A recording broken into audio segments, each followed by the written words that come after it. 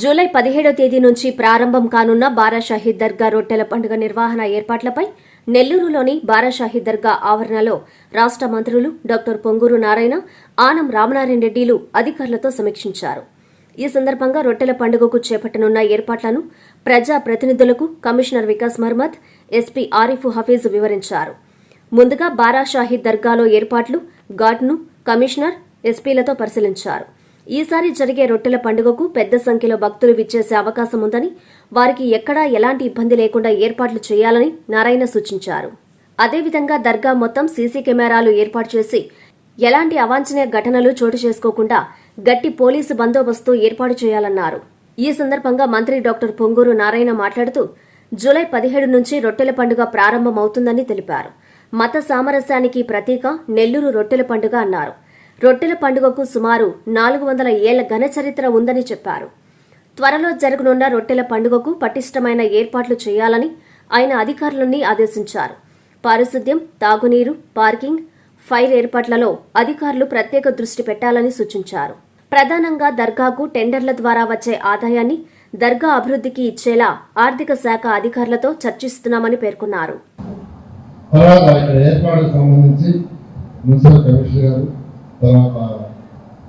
SP గారు యాక్చువల్గా చెప్పారు.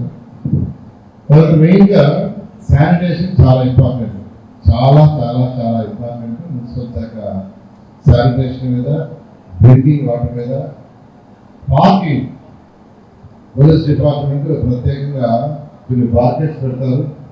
పార్కింగ్లో నేను చూసాను 2014 నుంచి. నేను యాక్చువల్గా పార్కింగ్ ప్లేస్ పోయాను. అటు చూస్తే పార్కింగ్లో వాటర్ ఫెసిలిటీస్, టాయిలెట్స్ ప్రొవైడ్ చేసేవాడు, కానీ అవి ప్రాబ్లం వాళ్ళకి అందుబాటులో ఉండేది కాదు. అందరూ కమిషనర్ గారికి ఆ డిపార్ట్మెంట్ చెప్తున్నాను, డ్రింకింగ్ వాటర్, టాయిలెట్స్ మీరు ఎక్కడైతే పార్కింగ్ పెడతారో అక్కడ కొద్దిగా స్పెషల్ డ్రైవ్ చేయండి. అంటే ప్రతిసారి పెట్టేవాడు, కానీ అది ప్రాపర్గా వాళ్ళకి అన్ని వస్తుండే కాదు. దానిలో కొద్దిగా స్పెషల్ డ్రైవ్ చేయండి. భక్తుల సౌకర్యాల విషయంలో రాజీ పడే ప్రసక్తే లేదని స్పష్టం చేశారు. 2014 నుంచి 2019 తెలుగుదేశం ప్రభుత్వ హయాంలో బారా షాహీద్ దర్గా రొట్టెల పండుగని అత్యంత వైభవంగా నిర్వహించామని గుర్తు చేశారు. పండుగ జరిగే 3-4 రోజుల్లో దర్గా పరిసరాలన్నీ శుభ్రంగా ఉంచేలా చర్యలు చేపట్టామన్నారు. ఎక్కడా కూడా చిన్న కాగితం ముక్క కూడా లేకుండా చూశామన్నారు. 2014లో రొట్టెల పండుగకి 4 లక్షల మంది భక్తులు విచ్చేసేవారని, 2019కి సుమారు 20 లక్షల మందికి పైగా భక్తులు రావడం జరిగిందని, ఇందుకు కారణం దర్గాలో ఏర్పాటు చేసిన మౌలిక వసతులేనని చెప్పారు. గత చంద్రబాబు హయాంలో 20 కోట్లతో అభివృద్ధి చేశామన్నారు.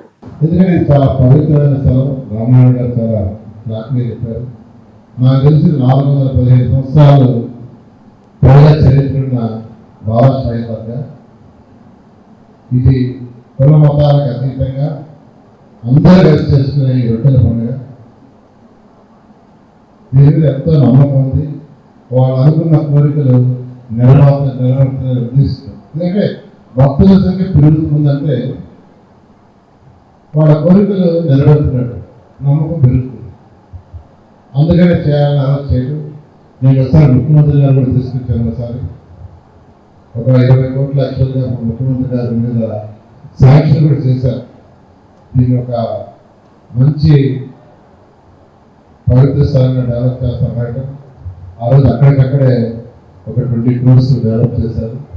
రాష్ట్రంలో ఖజానా లేనప్పటికీ బారా షాహీద్ దర్గాలో అభివృద్ధి పనులు త్వరలోనే పూర్తి చేస్తామన్నారు. ముఖ్యంగా కంట్రోల్ రూమ్లు, భక్తులు నమాజ్ చేయడానికి ప్రత్యేక ఏర్పాట్లు చేయాలన్నారు. జిల్లా ప్రజలతో పాటు అధికారులు అందరం రొట్టెల పండుగను దిగ్విజయంగా పూర్తి చేద్దామని పిలుపునిచ్చారు. అనంతరం మంత్రి ఆనం, రూరల్ ఎమ్మెల్యే కోటంరెడ్డిలు, అజీజ్, ఎస్పీ ఆరిఫ్ హఫీజ్, కమిషనర్ వికాస్ మహ్మద్లు ప్రసంగించారు.